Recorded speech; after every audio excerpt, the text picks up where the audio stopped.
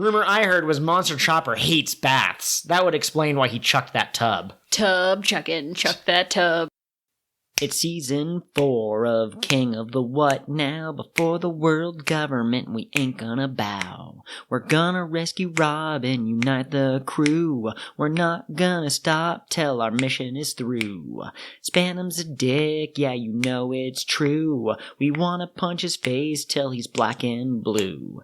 These government agents think they're justice, but regarding their tactics, I'm rather disgusted. The Straw Hats are pumped up and fists are flying. There's a hairy kaiju and lightning striking. Hearts burning hot in passionate flames. With phantom blades the giraffe is slain. Luffy is dashing, his skin's all red. Don't get in the way or you'll end up dead. The Straw Hats, yeah, they're on the attack. So now Soga King, burn down that flag! All right, and welcome to the latest episode of No. Hello, fellow adventurers of the Grand Line, and welcome to episode 82 of King of the What Now. What? Ha! Yeah, where'd you get the number 82 from? The scratch pad. Well, I'm looking at the actual episode Audacity file, okay? And we're on 83. Okay, fine. Well, welcome to that episode of King of the What Now, then. Yes, absolutely. And we are a One Piece podcast. You threw me off the groove. You threw off the host's groove. Okay, so we are a One Piece podcast. We discuss the anime, not the manga so far, and we are starting from the very beginning. As always, I'm your host, Joel, and I'm a monster that's going on a rampage, but maybe this rampage is actually doing more damage to myself than to my enemies. And I'm your co-host, Kat. I'm back from being thrown out the window for throwing off Joel's groove, and I am a bubble sheep. Bah. Do they still say bah? I guess they would. Maybe it's like little bubbles, and when they pop, they each go bah. Oh, that's so cute. All right, and we just finished watching episodes 293, 294, 295, and 296. But, of course, we have that new Talking with the Hosts segment that I love so very, very much, so we're going to segue into that really quick. I was thinking about it, and I realized that the last couple of chatting with the hosts, I've tried to just throw in, like, everything, like, oh, did we see a new TV show? Did we do this? Did we do that? And I think, in my perfect world, it would be better to stay on topic with things such as anime, or maybe, like, pop culture things that we were talking about on Twitter or something, or any kind of creative endeavors that you or I have embarked upon, because we try to be creative in our personal lives. So with that in mind, with the new focus scope, we've actually seen quite a bit since the last time we recorded. And let me look at the list. I wrote them down so I wouldn't forget. We watched The Tale of Princess Kaguya, which I believe is a Studio Ghibli film, but it is not by Miyazaki. It is by one of his partners. I will look up that name in just a moment. But Catherine, why don't you tell our fans what you thought of this movie? Yes, so we were recommended this movie by The Blade Licking Thieves, which is a podcast run by Grant the Thief and his friends, whose Twitter handles I don't have. Yeah, The Blade Licking Thieves has the three hosts. There is Grant, and then there is Zen and Heat, but I do not believe that Heat has any social media presence as far as I know. The episodes I've seen, they haven't plugged anything for that.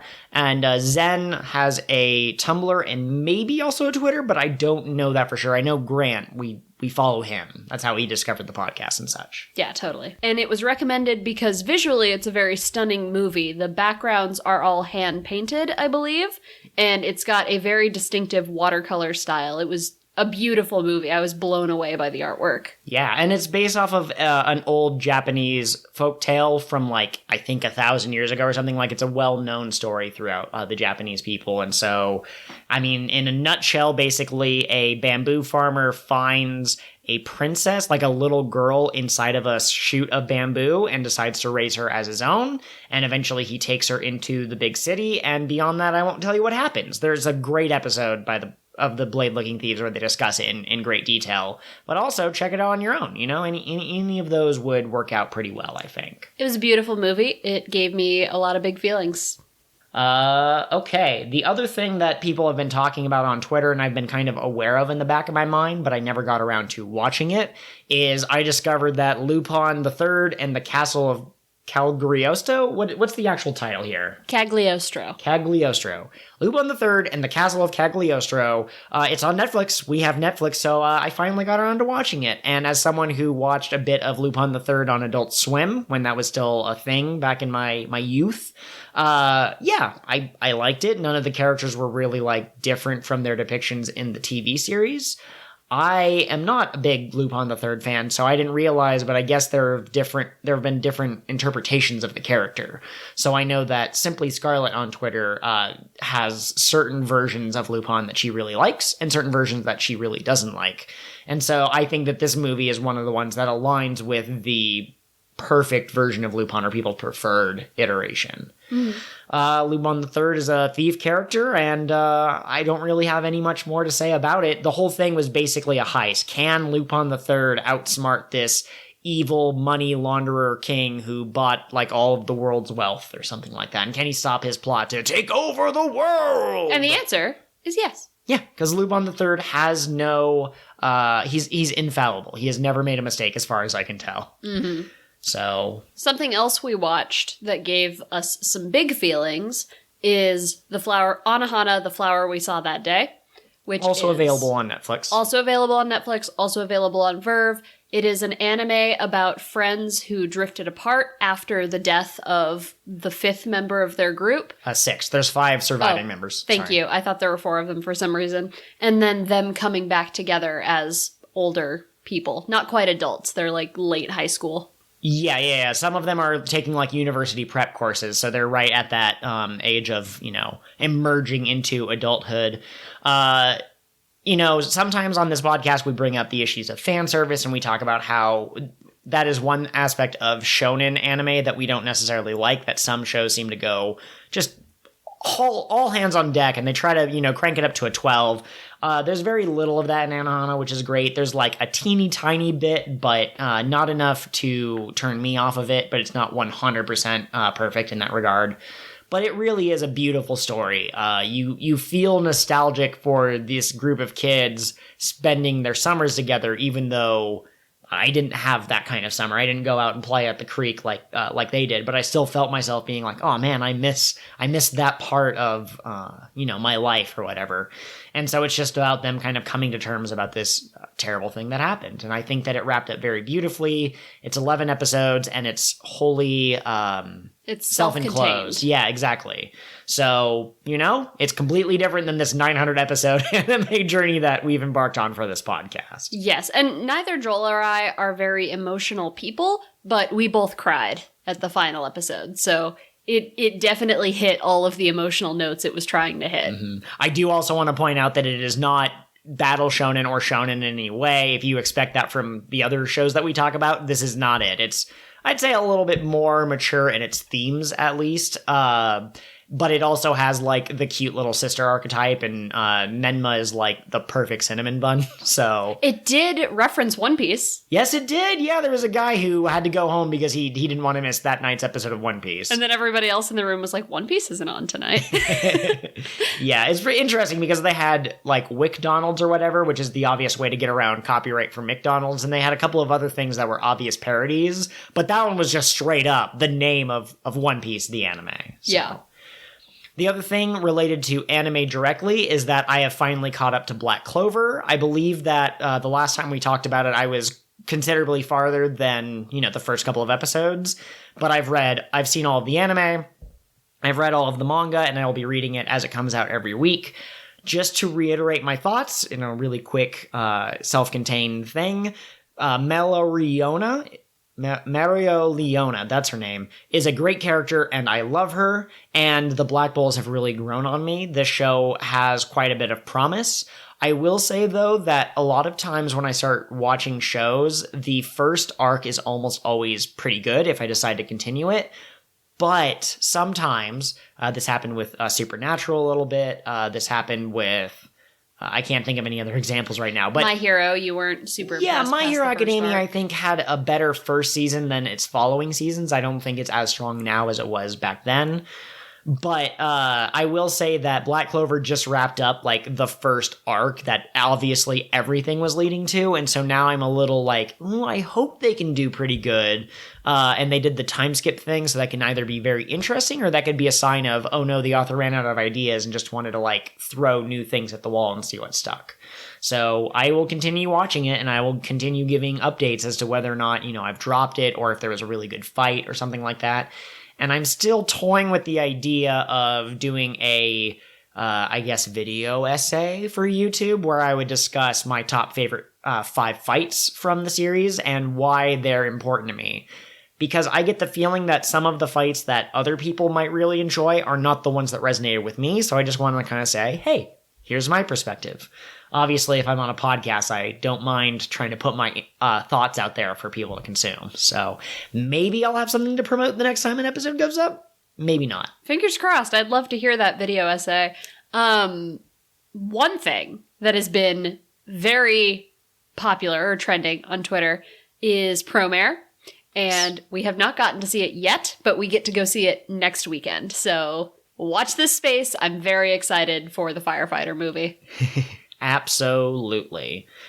And then the last thing that I have on my notes to discuss, but I also put briefly mention it, is that Pokemon Sword and Shield is out, which is a huge video game phenomenon. Whether you like it or don't like it, whether you play as a kid and dropped it, or you've been a fan this whole time, or anything like that, it's pretty big. It's been going for 20-some years. And the only reason I want to bring it up is because, A, it's consumed my entire life since it came out, so that's pretty great. My free time has been completely absorbed in playing it. But also, the very first bonus episode that we ever did for King of the What Now, which has already been released at the time that this episode will go live, it was Straw Hats, or it was One Piece and Pokemon and how well they fit together and why I think that those two universes could coexist. Well, now we have, 80-something new Pokemon and a couple of new gym leaders and stuff that we could bring into that discussion. So I look forward to discussing how Marnie and Bellamere have the same hairstyle and whether or not they would be similar Pokemon trainers. So anyways, Pokemon Sword and Shield is out. I really like it. I don't have the same problems with it that some other people did. My playthrough, I only caught the new Pokemon, and it was a blast. Yeah, Pokemon is fun. Pokemon is always going to be fun. Even if they cut 90% of the Pokemon, it would still be fun. Yeah, so absolutely. All right, and that ends the Chatting with the Host segment. One of these days, I'm actually going to remember to tweet anyone have any questions or thoughts about these episodes, and I can include them in this space. This time, I dropped the ball on that, and it did not happen. But y'all have our email address, so anytime, send us your thoughts. Absolutely. All right, I already mentioned this before we get into the Chatting the Host segment, but I just need to get my head back on the right track. We just finished watching 4 episodes of the anime. Those were 293, 294, 295, 296. If you need the 2-second summary and somehow the episode of this podcast didn't clue you in, it's mostly a Nami versus Kalifa battle. In addition to that, the Buster Call has been called, which is big yikes, and has really elevated the stakes beyond Let's Rescue Robin, which were already pretty high stakes in the scheme of One Piece. Yeah, and she's not overly thrilled. No. There was a bit of a scene that we will discuss in a little bit, but I gotta go into my world-famous rap summary. Right? You've got to, yeah. Yeah. Mm-hmm. I actually made a deal with a devil, not the devil. As we know, there's 90 of them, but I made one with a specific, it's the white and nerdy devil. And so I have to do this every episode or he'll cut our sponsorship, which we clearly have. Throughout the tower, the battle rages on. Nami's lost her strength. What is wrong? It must be Kalifa and the power she wields. Nami strikes with lightning, but there's some kind of shield. It dissolves into bubbles. Wait, is that soap? Of all devil fruit powers, that's not exactly dope. Oh wait, I get it. It's a battle of strange powers. Before an assassin, some might choose to cower. But Nami keeps a cool head and begins to assess. However, much to everyone's distress, Spandam the goddamn moron has committed an error and wrongly called the Buster Call Robin's terror. So now CP9 monsters are fired up. If you thought this would be easy, you're out of luck. Nami's on defense. intense and brings out Mirage tempo. Kalifa's job of scoring a hit won't be so simple. But Kalifa also has the ultimate D buff. Nami's in round girl form. Man, that's rough. Eventually, though, Nami prevails. And let me tell you what that entails. Nami placed a cloud for a start, and then lightning pierced Kalifa's heart. Luffy caught up to Spandam's strongest man, and the final battle truly began. Chopper's rampage has continued on, and much of his strength seems to have gone. The only option seems to be to save our reindeer, throw him in the sea. Nami also retrieved a key and has set her crewmates totally free. Zoro is ready, and we let out a cheer. Kaku's defeat is drawing near.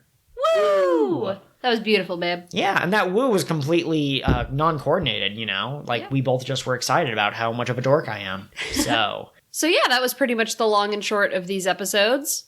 Nami finished her fight, and Zoro got ready to finish his. Absolutely. Sanji was still incapacitated at the beginning of these episodes, and we briefly saw he was about to be flattened by a bathtub, so... maybe he's taken more damage, maybe something else will happen with that, but we didn't see the aftermath of that interaction. And Frankie has shown that he is, in fact, a bro, not just to the Frankie family, but to the Straw Hats. He was willing to shoot Chopper into the sea and then pull him out and, you know, use that in order to make sure that he didn't kill himself, because Zoro made the observation that it seemed like Chopper's transformation was maybe wearing him out, or that it took a lot of, like, life energy to sustain the transformation. So the only way that they could save him was by reverting it. And so, yeah, great thinking throwing him into the sea in order to do that. That is actually a really good idea. Well, and I feel like this idea of a person's devil fruit putting more strain on them than their body can handle comes up more as we go through the series. Certainly. And so I'm curious to see how it comes up. Yeah, well, and that's been a long-standing staple of the shonen battle anime genre, it seems like, is the hero is facing evil that is so powerful that they have to draw power from within themselves, but if they do that too much, you know, they could put a strain on themselves. Goku's Kaioken, he couldn't use it for too long at too high of a factor and that sort of thing, and Deku is breaking his arms, and you know, Ichigo is, you know, using up way too much power and the hollow is coming out. So... this could very well be foreshadowing for Luffy doing reckless things. Luffy turning into a giant 50-foot tall rampaging monster, and, you know, everyone goes, oh no, we have to save him from himself. Oh man, monster Luffy. That would be strange. And again, lots of people have asked this question, but what happens if you take Chopper's Rumble Balls and you feed them to another person? Are they coded to Chopper's Devil Fruit specifically? Do they only work for Zoans? What happens if someone else eats 3 of them? What happens if Chopper eats a 4th? These are all things that might come up in later arcs, or maybe not. Desperately want to see Monster Lucci. Like, that would be just terrible for our protagonists, but... Well, except... it seems like Chopper had lost a lot of his mental factories, his mental cognition, and so maybe that's the best way to defeat Lucci, is rob him of his intelligence, and then he's just this brute, raw force monster, and I think the Straw Hats working together could take out a strong monster, probably. Yeah, that's fair. You could probably aim it at the Tower of Law and just let it go. Oh yeah, they just grab Robin, they just get out of there, and they just, like, let the Marines handle all of that business that's going on. New heist movie. We're gonna go in, we're gonna grab the Robin, we're out of there. All right. So we had 4 episodes, and I think 2.5 of them were just Nami and Kalifa. So, Catherine, what did you think of this episode, of that fight, I suppose? I liked it. I like that Nami got to do something. I like her kind of cocky confidence when she talks about, like, my predictions are never wrong. Absolutely. I just appreciate the fact that Nami is not a traditional fighter. She doesn't do, like, judo chops or karate chops or anything like that. She controls the weather. And the opponent that she's fighting is not... I mean, she has the martial arts. She has the 6 powers. But her new power is the ability to create soap and make things slippery and steal your opponent's strength and turn into a weird sheep that Kalifa's super proud of, but everyone else thinks is kind of dumb. But it was an interesting battle, the sort of which I don't know if you necessarily get in other anime shows as much. The Bleach or Dragon Ball Z or Naruto probably wouldn't have soap sheep. I could see that in My Hero or maybe JoJo's Bizarre Adventure, but it was a nice change of pace. And like you said, it was good for Nami to have a moment in the spotlight. As much as we complained about Sanji getting kind of, defeated pretty easily or kind of being unwilling to fight his fight, it did force Nami to step up, and I appreciated that. Yeah, and Kalifa seemed like a better opponent for her than Kumadori. Yeah, absolutely. Interesting the way that they took out Kumadori. We can circle back to that. Well, no, I guess that was the last set of episodes. That wasn't. But yeah, I also thought it was interesting that Kalifa's powers can be so unique. The Logias seem to be the most powerful. You can create, giant fireballs or turn your body into smoke or giant sandstorms. But in terms of creative use, soap that takes away people's strength, and also maybe you could use it for like a speed boost if you soaked up the bottom of your feet or something. You can make it so your opponent can't grab objects because their hands are too slippery. Like, that's creative. I like it. It's a little fan servicey, but... Well, and it makes me wonder, what else can Kalifa wash away? Can she wash away her own exhaustion? If she's been fighting for a long time and she does that, does she then have the energy to keep fighting? Yeah. Well, and, I believe it was Crocodile who said, oh, yeah, if you use your power creatively, devil fruits can do all sorts of things. And so... it not only does it mean what else can Kalifa do, but it also is a testament to Kalifa's mental ability as a fighter. She's had this power for an hour, and she's already figured out all these different ways to use them. And it's okay, I don't know if I would have figured out, make my opponent so slippery that they can't stand up. That wouldn't have occurred to me because I'm not a highly trained assassin. If you were going to give her devil fruit to one of the Straw Hats, who would you give it to? Oh, man. You can give it to one of the current devil fruit users if you want. Yeah, I'm trying to think. I don't think it makes a lot of sense for Luffy. Luffy's too direct, and the soap doesn't really have offensive abilities necessarily. Zoro, for the same reason, I don't think it really makes sense. Sanji or Usopp seem like they're pretty tactical fighters in the way that they fight sometimes. I don't want to just give it to Nami because she happened to be the one who fought Kalifa with the powers. But I mean, Sheer Robin could also use it pretty well. I could see Usopp making really good use of it. Mm-hmm. Especially with his sniping. He's got his soap shot. I don't know. I think it would be cool. Oh, okay. I like that. Well, and can you soap the air? I know that doesn't make sense in the real world, but this is One Piece logic. This is a place where you can draw a painting that makes people want to disobey you. So...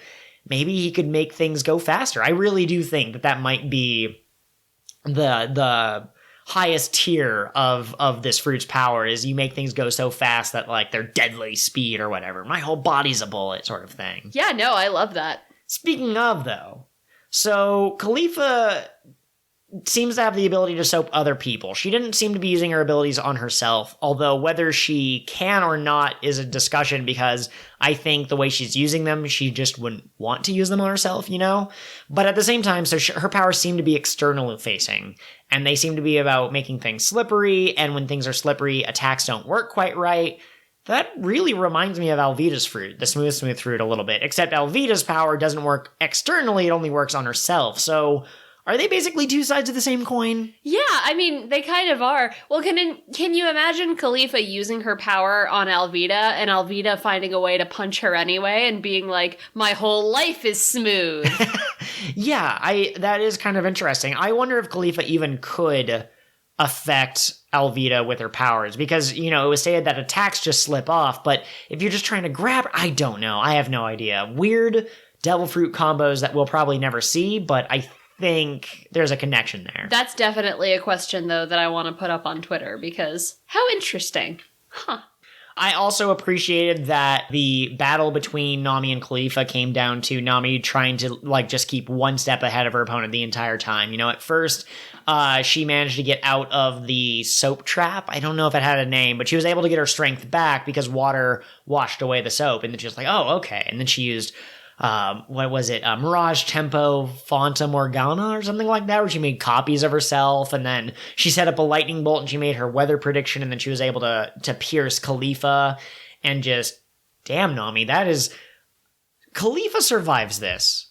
But I just want to say, I don't think that's because Nami held back. I don't think Nami chose to let her live. I think that Kalifa just lucked out, because you don't stab someone through the body with lightning and expect them to get up and walk away. Yeah, Nami was fighting her hardest. She does not have any compunctions about killing.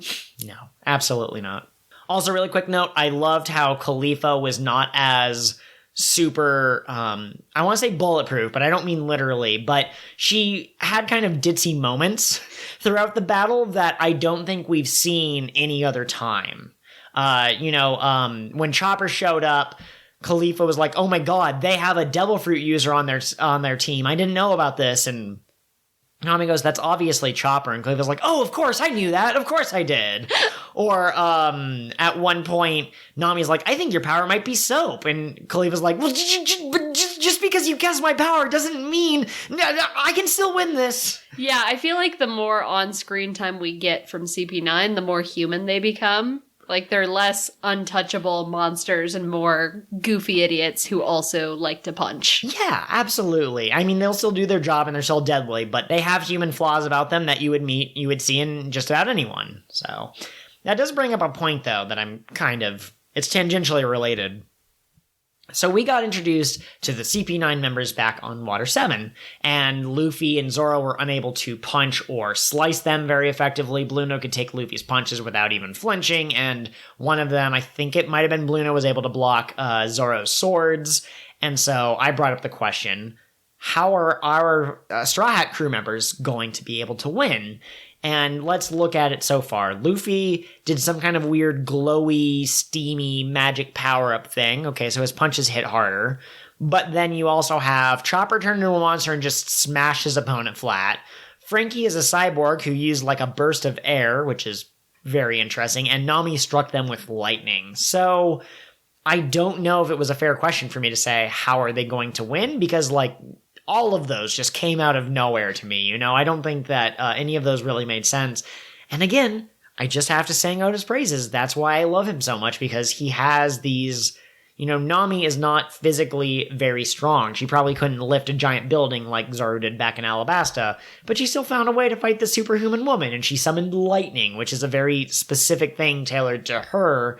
Usopp, he's smart, but I don't know if he'd know how to manipulate the environment to create a thunderbolt. It's amazing, too, because I feel like with a lot of other mangaka, something like this would come off as an ass pull, and it doesn't here. Like, all of the defeats are set up very well, but they're still different than you would have guessed. Yeah, absolutely. And it's just, we knew that Nami had a little bit of, I think the first time we saw it was before Arlong Park, or maybe before Buggy. She was able to predict that a storm was coming before we saw any clouds. But, even if you knew that she was really gifted with weather, how do you work that into the battle system? What? So Nami's going to get lucky every time and she's going to know that a rainstorm is coming? No, now she's actively manipulating the weather, which is, yeah, like you said, it's surprising, but it makes sense. I don't think anyone could really have guessed it unless they, were operating on Galaxy Brain, but once it does happen, it's pretty easy to accept. You're like, yeah. Yeah. The one thing that I will say, though, is Chopper can't control his beast form, or his monster form, I believe is the official designation. So I'm wondering if he's going to get better at applying his power before he goes monster form, so that he doesn't have to use it again, or is he going to just start using it more and more recklessly and basically just have the buddy system? Sanji, come with me so that when I turn into a giant monster, you can throw me into the ocean again. He has a vial of salt water around his neck, and the crew can break it. Okay, absolutely. Yeah, or maybe I'll find ways to fight his opponents where he knows that he will immediately go unconscious again. Maybe he'll grab them and suplex them, and I don't know. I'm trying to think of some scenario without using foreknowledge, but that presents an interesting thing, because Nami can just summon lightning. There's no risk to her unless she got hit by her own lightning. Doesn't seem likely. Luffy's power-up doesn't seem to have any drawbacks. Chopper's is the only one that's like, oh no, they actually said that his life force or his vital signs or something was being drained, so I hope her reindeer son's alright. Yeah, for sure.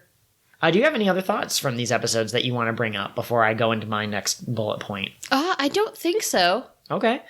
The one thing that I want to talk about that was a huge, huge moment was Spandam is running, basically with his tail between his legs. He's too proud to admit that. But he pulls out his Den Mushi in order to call the members of CP9 to ask them, how many Sarahats have been defeated, what's taking you guys so long, etc., etc.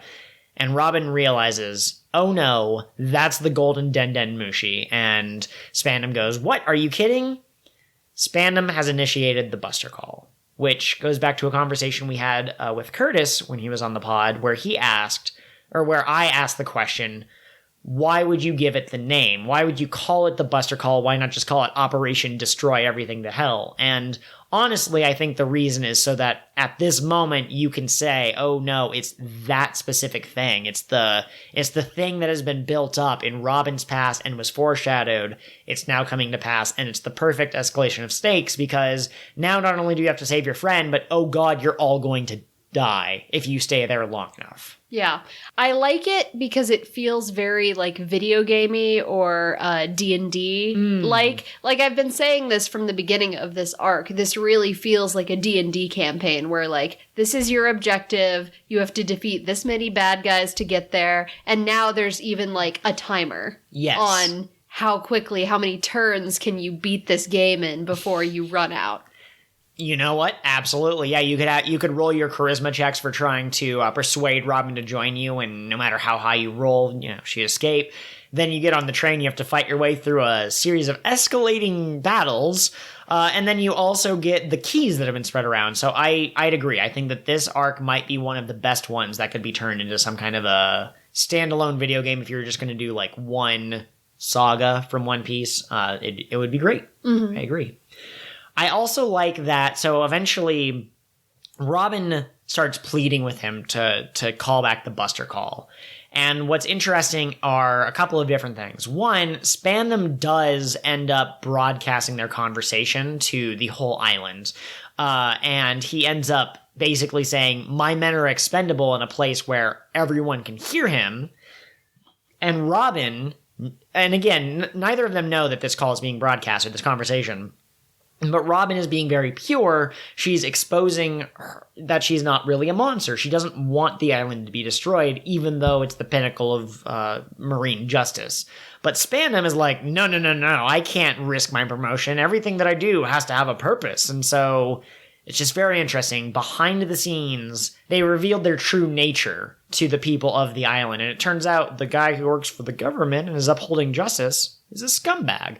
And this evil monster demon child who sunk 6 battleships and wants to murder your babies in your sleep wants people to not die. So would you look at that? Yeah, Robin was so worried about the idea of a Buster Call that she was willing to give herself over to torture and death to avoid thousands of innocent people dying. Yep, and then it happens anyways because Spandam is just a goddamn moron. Not smart. Yeah, I really honestly wonder if one of the reasons why he is so incompetent... Well, I just answered my own question, but I was just going to say the only type of character who could accidentally press that button would be someone incompetent like Spandam.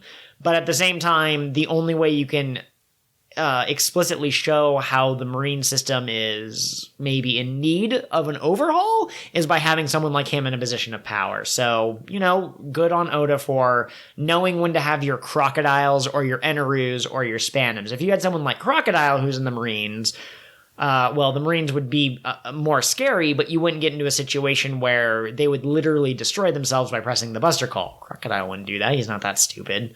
He'd do it on purpose, but he wouldn't expose himself while doing it.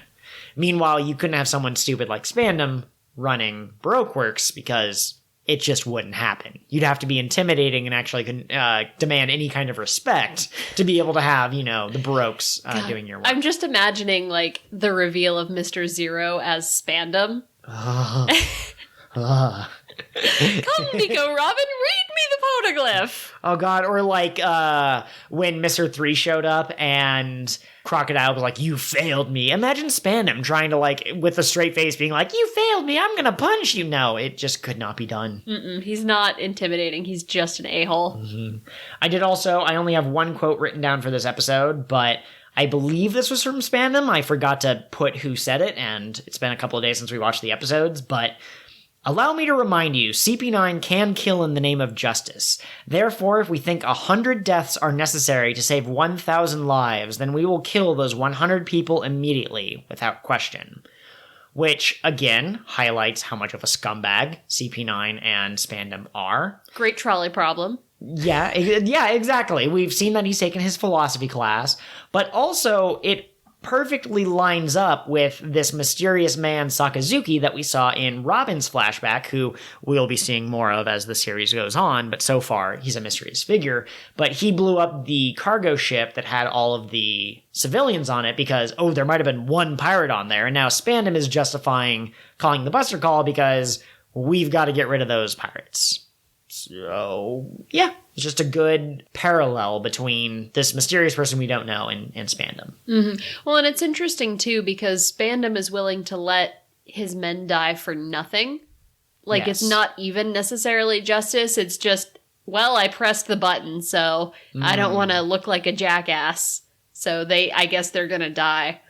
Yeah, absolutely. The way he justifies it, though, is an interesting parallel. But yeah, he's the absolute worst. And his existence in the government makes me so angry. You know, there's cartoonishly evil people, and then there's him, which is just like, he's just believable enough of a person that I hate him. Yeah, he just makes you mad. Well, and we're talking about justice and what justice means to different members of the government and the Marines, and justice as an idea in the series. And I think Spandam's idea of justice is whatever serves Spandam. If things are going his way, that's justice. Yeah, it's interesting because in that way he's a lot like Morgan, who was of the might makes right, I'm the captain, therefore I'm the best. But at the same time, Spandam doesn't necessarily think that he is the best. He wants to worm his way up. But, he believes that once you've gotten to the top position, then that makes you great. No, I don't think it does. There are a lot of other pirates who are trying to become the king of the pirates. And I think a question that's going to come up is, why is it that we care about Luffy becoming king of the pirates? What's at stake if some other pirate became, the king or whatever? And I think that this story does a pretty good job with its different characters of exploring the idea of who deserves to be in power and who, when they are given power, will simply abuse it. Yeah, absolutely. We also got the start of Luffy and Lucci's fight. Lucci was able to hear Luffy approaching from, Luffy was shouting, Robin! Like as loud as he could as he was running down the corridor. Lucci and Spandam heard this, and Lucci said, Spandam, go on with Robin, I'll fight this guy. And you find out that Lucci has been very excited to fight Luffy. That's why he didn't tell Spandam about Chimney and Gonbei, because he was actually hoping that it would lead to this. He's like, yes, I just want blood. Escorting Robin and having her killed by someone else? Not interesting to me. Killing Straw Hat Luffy with my own hands? Yeah. And that is, I think, my favorite Luffy entrance so far in the series. Maybe tied with Arlong, because that moment was just such an accumulation of emotion. But, Lucci's in the middle of this giant room, and there's these giant doors that, they're not made out of the same steel that the other giant doors were made out of. But he kicks them down, he comes sliding into the room, he's like, I'm gonna fight you. Where's Robin? And Lucci's like, yeah, she's behind me. And Luffy punches him like halfway through the sentence, so he's like, man, you're just so rude. You won't even let me say that you've got to fight me in order to get to her. I like it. Luffy is always raring to go, but he's more raring to go now than in previous encounters. This whole arc, he's just been going forward with the thought, I want to punch that pigeon man. And now he's here, and he's finally gotten the opportunity to punch that pigeon man. Yes. I am very much looking forward to the Luffy-Lucci fight. It was one of the first scenes I saw from One Piece, because like we've established, you showed me lots of different clips, and it's a good fight. There are a lot of good AMVs about it. Yes. I think that you and I will either be surprised at how quickly it's over or how long it takes to get through. I've rewatched Enies Lobby, I think, 2 or 3 times now, and sometimes it's like, oh, this is taking so long, but other times it's like, wow, that was really quick. So it's going to be interesting to see, putting our thoughts into podcast form, if it's going to feel like it just flew by or if it's, very slowly trudging through. Yes. I will say this as an interesting note, and I will continue to bring this up. Luffy has developed a new fighting technique, Gear Second, that makes him go super duper fast and hit super duper hard. He's not using it in his fight against Lucci just yet. Lucci is a Zoan Fruit Devil user who can turn into a scary leopard man, and he has remained in human form. So it's interesting because whenever I watch Dragon Ball Z, slight Dragon Ball Z tangent, in all of the movies, I was always asking, why hasn't Goku gone Super Saiyan yet? And then the last fight would start, and then Goku would go Super Saiyan. I'm like, why did you wait so long? Because it was dramatically appropriate, of course. So I think that Luffy and Lucci have internally sensed that maybe this isn't the final form of the battle, or maybe like they're not quite taking it seriously. Maybe they're both warming up, but we haven't seen the heights of this battle yet. We are seeing basically the warm-up stage. Yeah, I think that they're kind of taking a measure of one another at this stage. And eventually they'll go, okay, this guy is a tough fight. I'm going to get serious now. And they'll turn their Pokemon hat backwards and they'll tie on the bandana and whip out their dual disc. I don't know. Does Yugi have something he does when it's time to get serious? No, I can't think of anything from that. I can't think of anything from, say, like Naruto either. Like, I think he always was wearing his headband. I don't think he had like a specific jutsu that he used partway through the fight. But One Piece, for sure, has those things, you know. He's gonna light the cigarette and put on the bandana and the straw hat and take a rumble ball all at the same time. Beautiful. I love it. Well, also, his eyes glow red and he goes, super! Trace Fleur. Yes. Mother Flippers. Okay.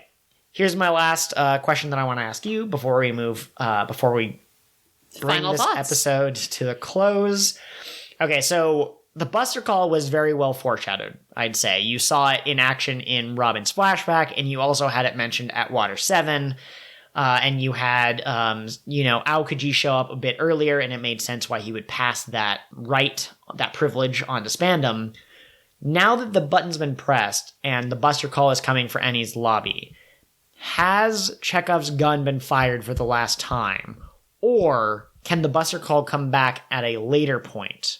So, I don't remember how the Buster Call on Enies lobby gets resolved. I don't remember if it ends up getting canceled or if they go through with it, because you can't cancel a Buster Call once it's in progress. So my answer is based on the idea that it absolutely goes through with it. I think that if the Buster Call on Enies lobby is successful, the Marines and the government will be so embarrassed that a situation like that happened that they will remove that as a possibility. They'll stop doing Buster Calls. Oh no, have we become the monster all along? Sakazuki looking up for massacring 500 civilians. What? What was that? What was that? Yeah, exactly. Well, and I just think that the government will have to come up with some other, like, the pirates did it. It definitely was the pirates. Like, they're gonna have to figure out some way of explaining this, because this is a horrible black mark for them. Yeah, absolutely. I mean, I think we can already see how this is gonna go down just based off of how Robin was framed for sinking 6 warships when she was on the shore crying as her giant friend was trying to protect her. I think it's very obvious that the government will go out and say, Straw Hats did it, and Luffy isn't holding press conferences where he goes, no, that's not true. He just, lets the world think what it wants to think. At the same time, I do think that there's going to be internal meetings where the higher-ups are going to be like, this is fucking embarrassing. Should we give people like Spandam the ability to call Buster Calls? No, I don't think so. At the same time, I think it's a very interesting concept, and it's a very credible threat, so it would be interesting if it did get brought up again. We saw it briefly in One Piece Stampede. Yes, the idea of the Buster Call and all that was in that movie as well. It doesn't technically count as canon. I just, personally, it can't come up it can't come up 8 times. It can't be the go-to threat. It's like the Death Star from Star Wars. Yeah, you can have oh no, there was a second Death Star, and that builds the stakes. But if there's 19, and we just press a button on each of them, eventually you're like, yeah, okay, it's another one. Got it, cool. Luke, fly in, shoot it. Yeah, cool. If it were going to happen again, I would expect it to happen either during our current arc that we're on in the manga, which I won't spoil for listeners, but Joel knows what I'm talking about, or I would expect it to happen during the final arc as part of the rush for the One Piece. Yeah, absolutely. It definitely seems like a situation how can you raise the stakes beyond blowing up an island? Blowing up a historical island, we've done that twice. Ohara was an important historian society. And if the Enies lobby does get destroyed, that's one of the pinnacles of the marine justice or whatever of the world government. So I can't imagine what other place the Buster Call could be called on other than maybe Mary Joy, which is like the capital of the world, or Raftel, the final island. Those are like the only two places where it makes sense, where the stakes would be even higher than, oh god, all the main characters are going to die. Yes, absolutely. We did have an arc where like all the world leaders gathered at Mary Joie, and it would have been cool if a Buster Call had been summoned for that. Certainly, except the Marines are the ones calling it, so like, are we going to have an infiltrate? I'm hoping it comes back, but I don't think it can come back more than once more after this. Like, I think it will be a big climactic world government is eating itself situation before this happens again. Absolutely. And that has been your final thought. Outro goes here. Next episode, folks, we'll be watching 4 episodes of the anime, 297, 298, 299, and the historic 300. I don't know if episode 300 is actually noteworthy in any way, but it is noteworthy in being the 300th episode. It's amazing that we've made it 300 episodes in and we're still podcasting and going strong. Thank you all so much for listening. We really appreciate it. Absolutely. Treat yourself to a slice of cake on us, except you don't have access to our money, so say it was on us or from us. Emotionally, the cake was on us. We are giving you a reason to eat cake. There you go. Have a great day, everyone. Rumor is Monster Chopper must be the result of Chopper's devil fruit. Yes, the human fruit would obviously have the ability to grow into giants. Just last week, my grandpa went on a rampage and demolished an Ace Hardware. Humans were the real monsters all along. So ends the next leg of the King of the What Now adventure. We're sad to see you go, but we'll be here next week. If you crave some social interaction with us in the meantime, you can find us on all sorts of different media. We have Gmail, Patreon, and Tumblr. All of those are King of the What Pod. King of the What Pod at gmail.com, patreon.com/KingOfTheWhatPod, KingOfTheWhatPod.tumblr.com. Our Twitter handlers are a little bit different. You can reach me at KOTWN_pod. And you can contact me, Curtis, at Pirate Co-host. Also, please take a moment to rate and review our podcast on whatever platform you're using to listen. Not only will this help others find the podcast, but your constructive feedback will help us improve the show as we go. Thanks so much for giving us a listen. Until next time, follow your dreams and protect your treasure. Remember, it doesn't need to be literal treasure.